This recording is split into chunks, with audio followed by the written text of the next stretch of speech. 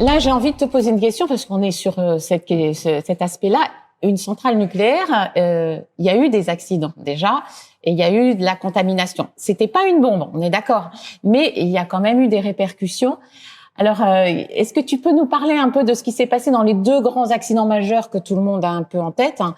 C'est Tchernobyl et Fukushima, quoi.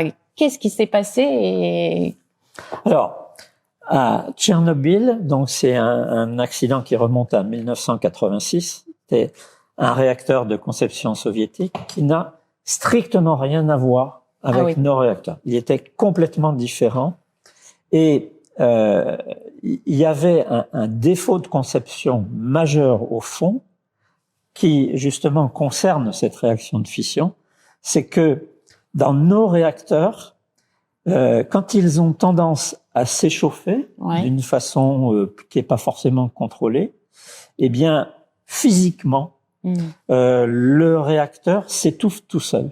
Donc, on dit qu'il est autostable. Et c'est un facteur de sûreté qui est effectivement, dans nos centrales françaises, fondamentalement important. À Tchernobyl, c'était pas le cas. Il était, par conception, il n'était pas autostable. Donc, il y a eu un incident, je détaillerai pas l'origine, mais il y a eu un incident qui a fait que, dans le cœur du réacteur, la réaction s'est emballée. Donc, ça n'a pas été une explosion atomique, mais l'emballement de la réaction a produit un échauffement très très rapide et conception différente avec du graphite, des tubes aux vapeurs, etc. On rentre pas dans le détail, mais ce cœur du réacteur, il n'a pas supporté cette augmentation très rapide de pression et il a explosé, mais explosé au sens thermique, au sens thermique.